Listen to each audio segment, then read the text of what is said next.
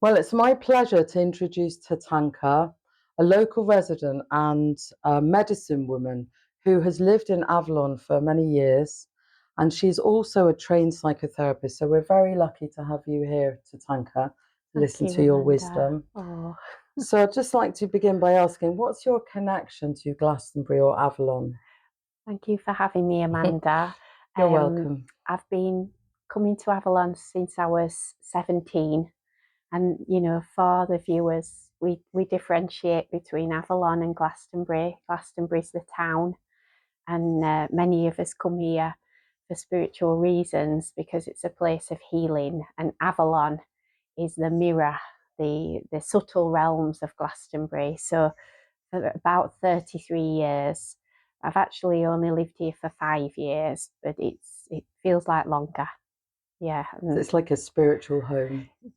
spiritual home that's Yeah. become my real home. Yeah. Thank you, Tatanka. So, how did you first hear about this World Heritage Site status proposal? Well, I was struggling to remember how that came about. I think it sort of filtered through the consciousness on the internet. Now and again, I've attended council meetings. It was like a rumbling, but I think it was online. Mm, And then there was growing concerns, people saying that it would change the landscape of mm. this lovely town. Yeah, yeah. And you came to some of the early meetings as I well, did. didn't you? Yeah. Early on Yeah. last year. So, do you know of any other sites worldwide that have attained World Heritage status at all? Well, the most obvious ones around here are Stonehenge and Bath. Mm, And Stonehenge is a sacred site. It's a temple, and I think anyone who's a bit older, I'm not old enough to remember when it was free and you could mm, just go in. I've always known it as, with a fence around and you pay to go in. mm. Um, but I know that the druids were concerned, and other pagan folk, because they were set to be tunneling under it. And um, I imagine some of the viewers watching this interview will be spiritual people. Um, but for those of you who might not know so much, Mm. the ancient people put these landmarks in the land, just as your body has meridians and arteries and chakras. Mm. The earth also has that. So somewhere like Stonehenge is a sacred point, Yeah. like you'd have more sensitive points on your body. So if you start to put fences around it, tunnel under it, it it disrupts, a bit like an acupuncture needle, Yes. in Yeah. the land. If you start to mess around with it, it disrupts the subtle energies. Sure. So that's the most obvious one is Stonehenge, but I hear that Bath Yes. has changed a lot. It's Um, got double status, Bath, for the right, buildings and for the spa as well. yeah, Yeah, and it's it's a brilliant. beautiful place, but Mm, people say that the house prices have gone up so much that people can't afford to live there. mm, Um, it's not a place I know really well. Um, but yeah, like Malta's been mentioned in some of the online debates. yeah, So there's a sense that this World Heritage status introduces a commercial layer, and that this is concerning because these are not just lovely places to look at. These are places of spirituality. With Bath, you have the geothermic springs. These are yeah, used for healing. yes. And my feeling is that everyone should be able to access these places. I'm not saying that there should never be any charge or any maintenance, but So it takes away from the experience, is what you're saying, going of actually interacting with the sacredness well, of the places. Yeah. those of us who live here, I've come here for healing. Mm, People come here for spiritual contemplation. People say that Jesus and Mary Magdalene came to Glastonbury, and it's quite important for some of our Christian visitors. yes. And although I'm not religious, I really feel deeply that these places should be for everyone. Yeah. That the earth gives to everyone. My spirituality is from the First Nations of the Americas, and I've been aligned with those wisdom traditions for lots of reasons. But those of us who come to Glastonbury as a spiritual place do so because the land is rich, and the World Heritage Status doesn't seem to be something that's in alignment with the natural beauty and the importance of making these lands accessible for everyone.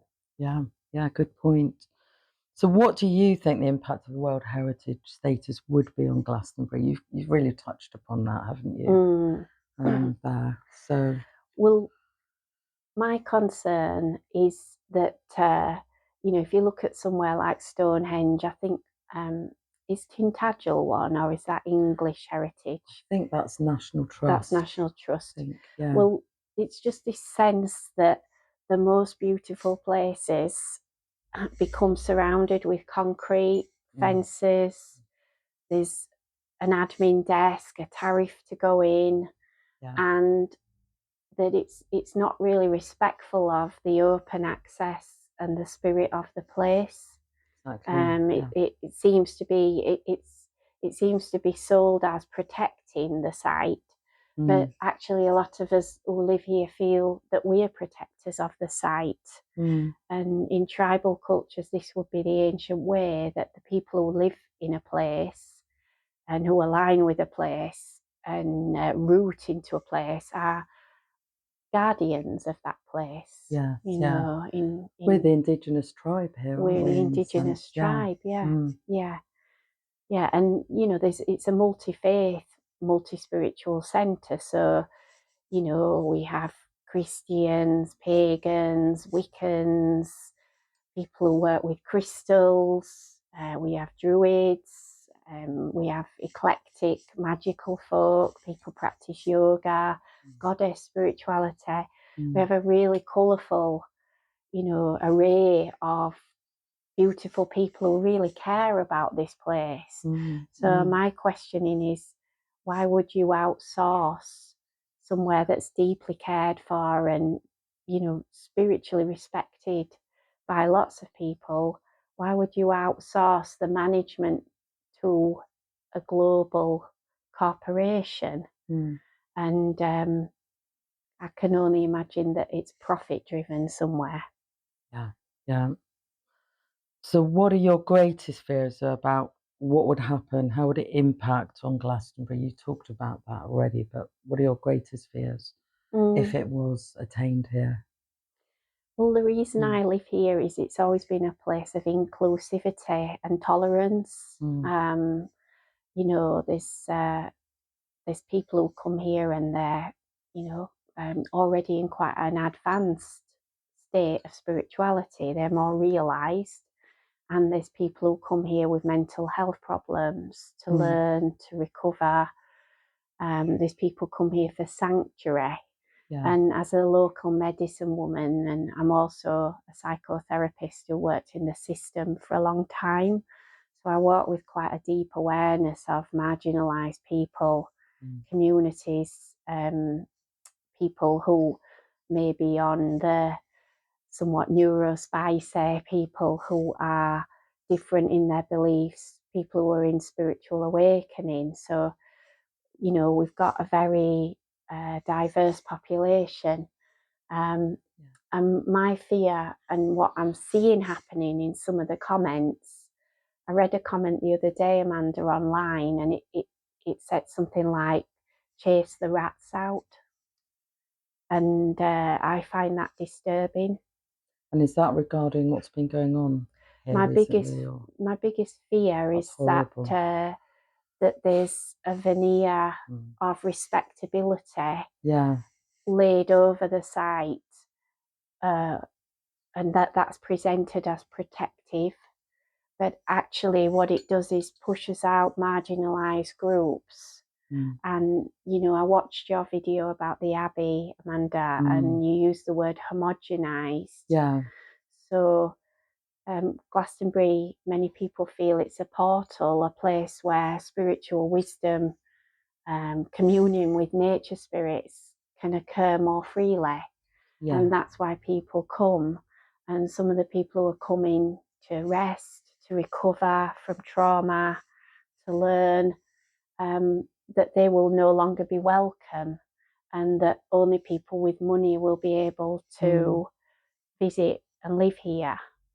The consultants said we would like the right kind of tourists, which I find quite alarming.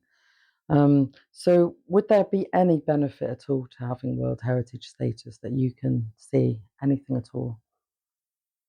No, I can't see anything. I've got to be really honest. You know, my spirituality is about being truthful, Amanda. And I honestly can't. The only reason, the only benefit I can see is profit making for a few people. One of my biggest fears is that they will make the tour into a site that you have to pay to use, and that's a sacred site for so many people. People watch the sunrise, people dance and pray, and in the consultancy they've said no, that won't happen. But we have seen, you know, you asked me about Stonehenge and other sites, that has happened. Yes, it's nearly £30 just to go and visit In Stonehenge now. So that anyone poor, anyone on benefits, it's excluded. anyone young, you know, as we know, the cost of living is already very high. And I would like Glastonbury to remain a place where everyone can visit and everyone can feel welcome. And I've noticed there's some prejudicial narratives. I'm someone who's worked in therapeutic communities, so I'm aware of a kind of circular spirituality that's inclusive, welcoming, tolerant.